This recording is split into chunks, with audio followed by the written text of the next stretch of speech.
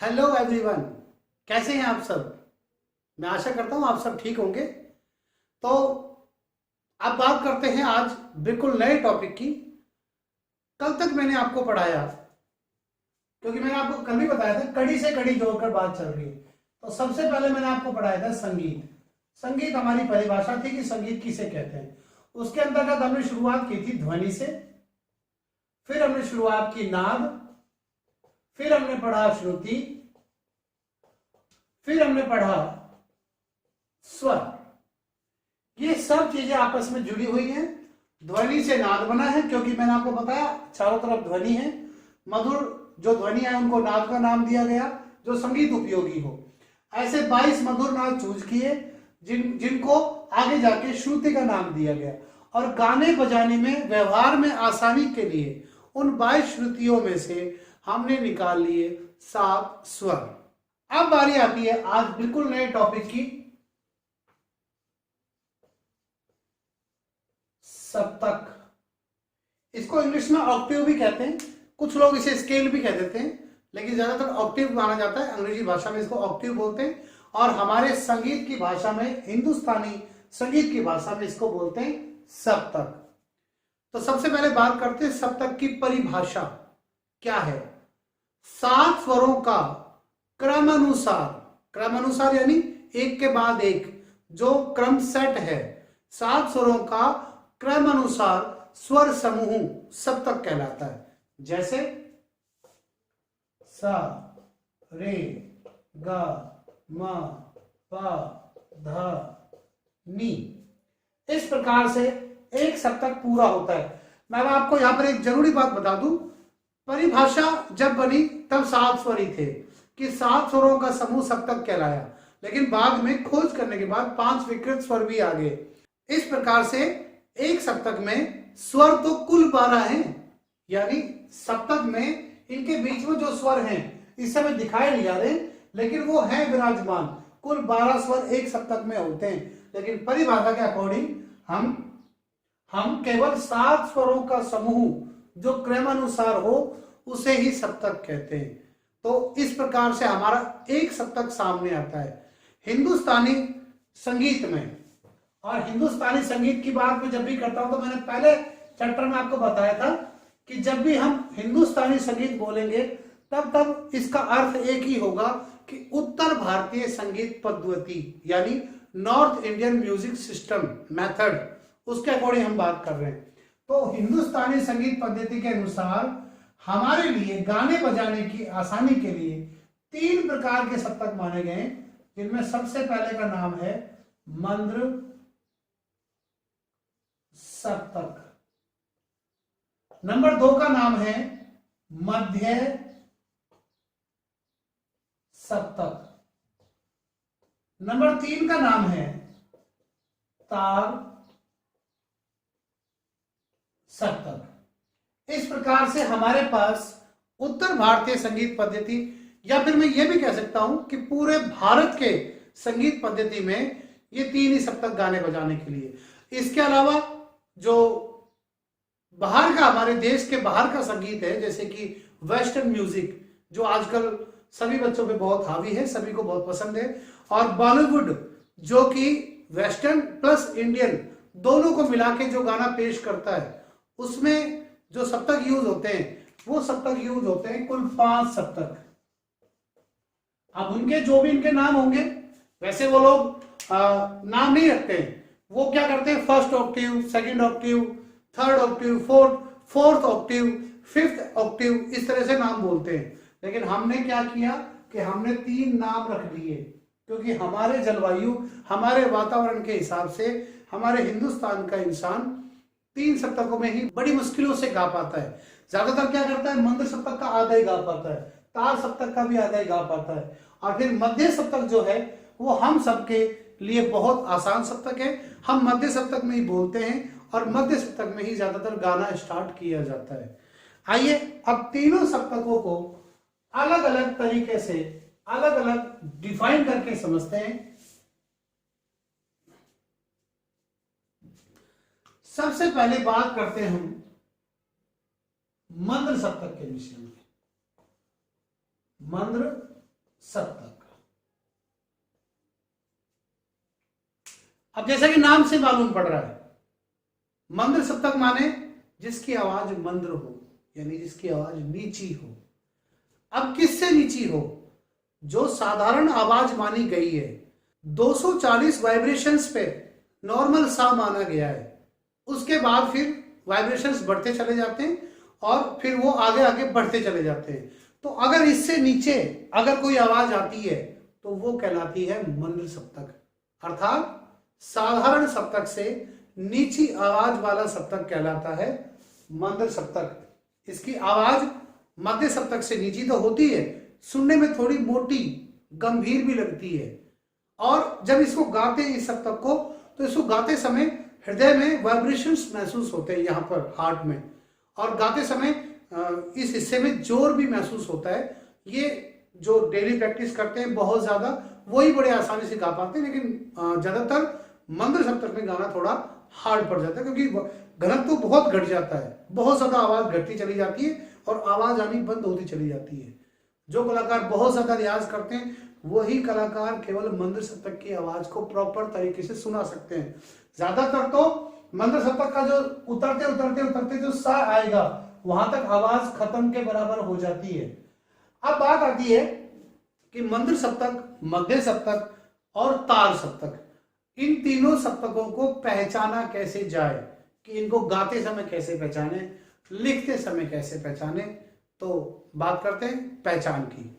इस सप्तक के स्वर, अभी मैं यहाँ पर केवल 7 स्वरों के द्वारा दर्शाऊंगा हर चीज को, और फिर एक थोड़ा सा टॉपिक मैं आपको कोमल स्वरों का भी बता दूंगा। तो पहले हम यहाँ केवल 7 स्वरों से समझ रहे हैं। म, प, ध, नि। अगर ये स्वर जो लिखे गए हैं इनके नीचे इस प्रकार से बिंदियां लगा दी जाएं, ध्यान रखना बिंदी केवल इतनी मोटी हो जो दिखाई दे। ये मैं आपको दिखाने के लिए इतनी मोटी बिंदियां लगा रहा हूं ताकि आपको आसानी से दिख सके। कहीं आप ना ऐसा ना हो कि आप सा लिखें और ये मोटी बिंदी लगा दें, ये गलत हो जाएगा। ये बिंदी नहीं, ये गोला हो गया, ये जीरो हो गया। आप ध्यान रखें, ऐसी कोई गलती आप ना करें, क्योंकि गोला नहीं लगाना है, हमें लगाना है बिंदी।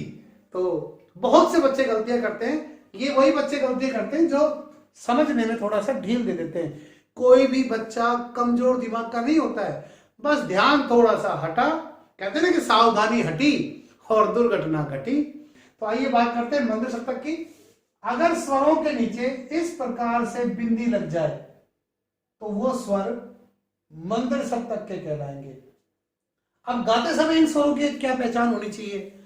गाते समय इन स्वरों की पहचान ये है कि ये मध्य सप्तक, हमने एक मिड सप्तक माना है, मिड ऑक्टिव माना है, उसके आधार पर ही हम अप एंड डाउन करेंगे। ऐसे ही हमने स्वरों में माना था कि हमने निश्चित स्वरों का स्थान माना था, उससे हमने डाउन के स्वरों को कोमल माना और अप के स्वरों को तीव्र माना। इसी प्रकार यहां पर हम क्या कर रहे हैं कि हमने एक मिड में एक निश्चित स्थान मान लिया, जिसको हमने नाम दिया मध्य सप्तक।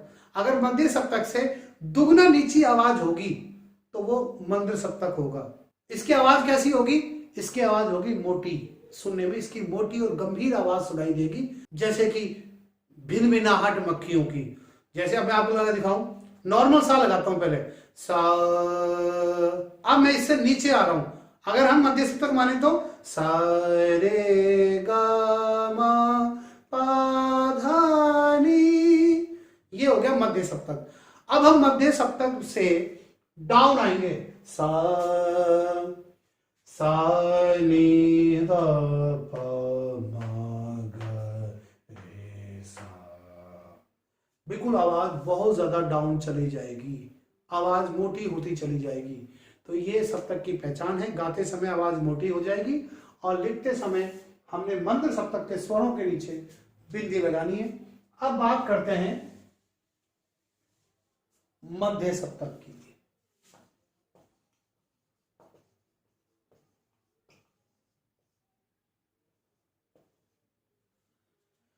मध्य सप्तक, अभी मैंने आपको बताया कि हम एक मिड सप्तक मानते हैं, मिड ऑक्टिव मानते हैं, जिसके आधार पे हम मंद्र भी तय करते हैं और जिसके आधार पे हम तार भी तय करते हैं कि जिस सप्तक को उसके निश्चित स्थान पे गाया जाए तो वो मध्य सप्तक है। अब मध्य सप्तक के स्वर कैसे लिखे जाएंगे?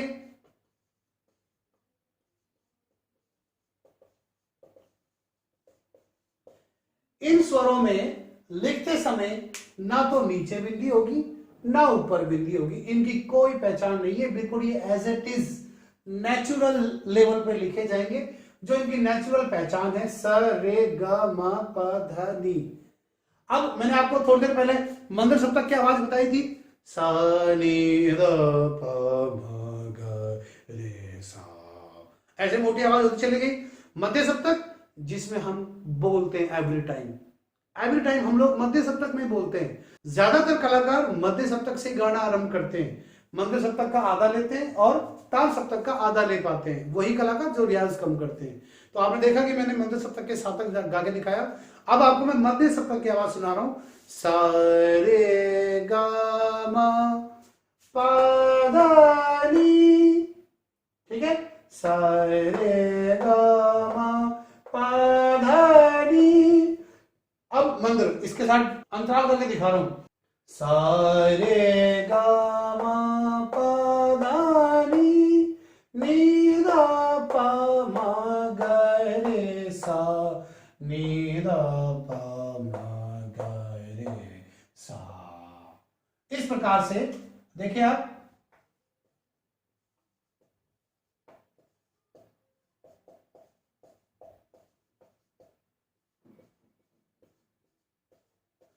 अब देखिए मंद्र और मध्य, सा रे गा मा पा धा नी, सा रे गा मा पा धा नी। यहां पर हमारे दो सप्तकों की पहचान पूरी हुई और दोनों सप्तकों को मैंने आपको दोनों की आवाज बता दी। मध्य सप्तक में कोई निशान नहीं लगाया जाता, ना नीचे ना ऊपर। मंद्र सप्तक में स्वरों के नीचे बिंदी लगाई जाती है। तो मैं आशा करता हूं कि आप मंद्र और मध्य दोनों समझ चुके हैं। अब हम बात करते हैं तार सप्तक के बारे में।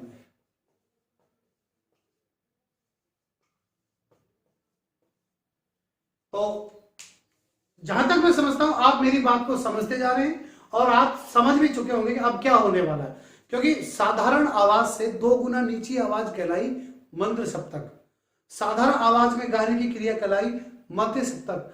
अब बात आती है तार सप्तक की। तो तार सप्तक में क्या होता है कि साधारण आवाज से 2 गुना ऊंची आवाज कहलाती है तार सप्तक। बेटा इसको गाने में बहुत ज्यादा जोर पड़ता है। जो गले का ये वोकल कॉर्ड्स होते हैं, यहाँ जो तंत्रिकाएं होती हैं, कई बार तो इस सप्तक में ज्यादा देर गाने से इन पे बहुत ज्यादा इफेक्ट पड़ जाता है, ये सूज जाती है, ये छिल जाती है, क्या बोलते हैं, वो एक बीमारी हो जाती है जिसको बोलते हैं टॉन्सिल्स। टॉन्सिल्स टाइप की बीमारी भी हो जाती है ज्यादा देर इस सप्तक में गाने से। पर मालिक किसी किसी को ऐसा ऐसा वरदान देता है कि कुछ लोग ऊंची आवाज में गाते हैं, जैसे कि आपके हरियाणा में एक बहुत मशहूर कलाकार है राजू पंजाबी, जो गाता है तार सप्तक में। और बेटा मैं आपको बता दूं, आपके हरियाणा के तो जितने भी गाने वो सब तार सप्तक में ही है। नीचा गाना तो बेचारों को आता ही नहीं है, गाएंगे तो ऊंचा ही गाएंगे, तार सप्तक में गाएंगे। एक हमारा कलाकार है लखा सिंह, वो भी तार सप्तक में गाता है। आपने एक भजन सिंगर का नाम सुना होगा बहुत ज्यादा, चंचल, जो बहुत प्राचीन फिल्मों में बहुत ज्यादा मशहूर रहा और जिसके माता के जागरणों में बहुत ज्यादा मशहूर भजन आए, जिसका गाना था चलो बुलावा आया है, माता ने बुलाया है। तो ये जो कलाकार है ये बहुत ऊंची आवाज में गाते हैं, तार सप्तक में गाते हैं। मालिक ने इनको वरदान दिया है कि ये आराम से गा भी लेते हैं और इनके गले पे इफेक्ट भी नहीं पड़ता, खान पान का फर्क होता जाता। तो अब हम बात करते हैं तार सप्तक की। तो फिर से हम लिखते हैं सा रे गा मा पा धा नी। अभी जो मैं गा रहा हूं वो मैं गा रहा हूं मध्य सप्तक में। अब बात आती है मंद्र में नीचे बिंदी लगाई, मध्य में कोई बिंदी नहीं लगाई, तो तार में हम बिंदी लगाएंगे ऊपर। ध्यान रखना थोड़ी सी मोटी बिंदी में इससे लगा रहा हूं ताकि आपको दिख जाए। आपको बिंदी की जगह बिंदा नहीं लगाना है, आपको लगानी बिंदी, ठीक है, इस बात को ध्यान रखना। अब बात आती है कि इसकी आवाज कैसी होती है। मैंने आपको बताया कि साधारण आवाज से 2 गुना ऊंची आवाज, तो आप सोचो कि इसकी आवाज कितनी शार्प होगी और मंद्र की कितनी ज्यादा डाउन थी और मध्य की कितनी ज्यादा बीच में थी। अब हम तीनों शब्दों को कंपेयर करते हैं। हम यहां तीनों को लिख रहे हैं,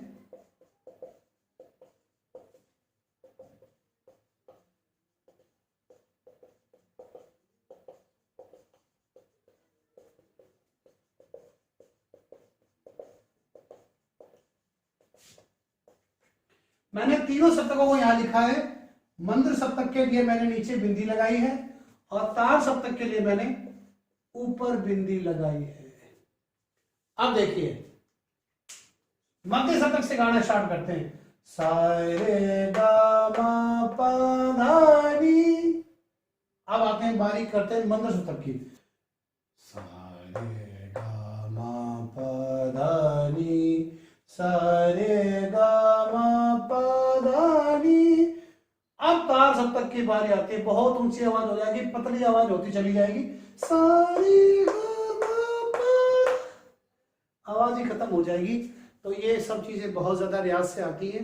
जितना ज्यादा हम ऊपर जाते जाएंगे हमारी आवाज का घनत्व बढ़ता चला जाएगा और हमारे वोकल कॉर्ड्स पे इफेक्ट बढ़ता चला जाएगा, दर्द होता चला जाएगा।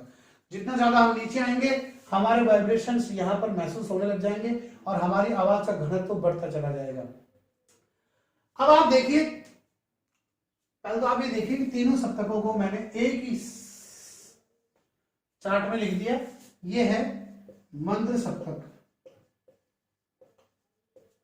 ये है मध्य सप्तक और ये है तार सप्तक। ये हमारे इंडियन पैटर्न के हिसाब से है। हारमोनियम में इसी प्रकार से तीन सप्तकों का क्रम होता है। सबसे पहले मंद्र आता है, फिर मध्य आता है, फिर तार आता है। हम गाना यहां से आरंभ करते हैं और ज्यादा से ज्यादा हम यहां तक गा लेते हैं और ज्यादा से ज्यादा हम यहां तक गा लेते हैं, बस। इससे ज्यादा बहुत ज्यादा दिक्कतें आती है गाने में, ठीक है। तो हम मंद्र का आधा और मध्य का आधा यूज कर पाते हैं। अब बात करते हैं ऑक्टिव्स की। जैसे कि हमने आपको बताया कि हमारे पास तो 3 ऑक्टिव हैं और वेस्टर्न म्यूजिक में 5 ऑक्टिव है। तो अगर हमको यूज करना पड़े इंडियन पैटर्न के हिसाब से, हमको 5 ऑक्टिव से ऊपर बजाना पड़े, तो हम क्या बोलेंगे उसको। तो मान लो हमने यहां से शुरू किया, सारे अगर कोई बंदा इससे ऊपर भी पहुंच जाता है तो अगला जब सा आएगा तो वहां पर ऊपर 2 बिंदियां लगेंगी। इसी प्रकार से यहां पर 2 बिंदियां ऐसे, और इस सप्तक को बोलेंगे अतितार सप्तक। ऐसे अगर इससे नीचे कोई आ जाता है तो ऐसे यहां पर, उदाहरण के लिए लिख रहा हूं, बस आप समझ जाएंगे कि भाई सारे नहीं लिखने। तो यहां पर 2-2 बिंदियां इस प्रकार लगा देंगे और इसको बोलेंगे अति मंद्र। हो गए 5, पूरे 5 सप्तक हो गए हमारे जो इंडियन म्यूजिक के हिसाब से हैं। मंद्र, मध्य, तार। अगर मंद्र से ज्यादा नीचे आता है तो अति मंद्र और तार से ज्यादा ऊपर आता है तो अति तार। तो इस प्रकार से आपके पास तीनों सप्तकों की पूरी डिटेल आ चुकी है। अब बात करते हैं, कई बार क्या होता है, कल मैंने आपको स्वरों के बारे में पढ़ाया था और ये छोटा सा टॉपिक है जो मैं इसी वीडियो में ऐड कर रहा हूं, क्योंकि हमेशा बच्चे नोटेशन लिखते समय गलती करते हैं। अगर मान लो कोई स्वर मंद्र का यूज हो गया तो वो उससे विद्या लगेगी। अब वो कोमल भी है तो बच्चे क्या करते हैं, कोमल निशान यहां लगाते हैं। ये हमेशा गलत हो जाता है। मंद्र का स्वर अगर आप यूज कर रहे हैं तो मंद्र के स्वर में देखिए आप, सबसे पहले वो स्वर होता है, फिर उसकी अवस्था होती है, फिर वो किसी सप्तक का पार्ट होता है। तो हमेशा आपको इस प्रकार से निशान लगाना है। ये गोला तो मैंने सिर्फ आपको समझाने के लिए लगाया, ऐसा गोला नहीं लगाना है। अगर मान लो आपने रे गा धा नी 4 कोमल स्वर हैं और चारों मंद्र के हैं तो ऐसे इनके नीचे पहले निशान लगेंगे, फिर उनके नीचे इस तरह बिंदी लगेगी। अब बात ये आती है मंद्र का जो तीव्र मा है उसके नीचे क्या होगा, उसमें कोई दिक्कत नहीं है, उसमें तो ऊपर खड़ी लिखा है। और तार सप्तक में कोई दिक्कत नहीं है क्योंकि तार सप्तक में सारी बिंदियां ऊपर हैं, तो उसमें ये बिंदियों वाला फंडा कभी नहीं फंसता। इतना बेटा हमेशा याद रखना, क्योंकि जब भी आप कभी नोटेशन यानी स्वर लिपि लिखेंगे तो आपको ये चीज ध्यान रखनी चाहिए, समझ में आएगी, तभी आप नोटेशन पढ़ सकेंगे, लिख सकेंगे और याद कर सकेंगे। आज के लिए इतना ही, कल फिर मिलेंगे नई वीडियो के साथ। तब तक के लिए जय हिंद, नमस्कार, धन्यवाद।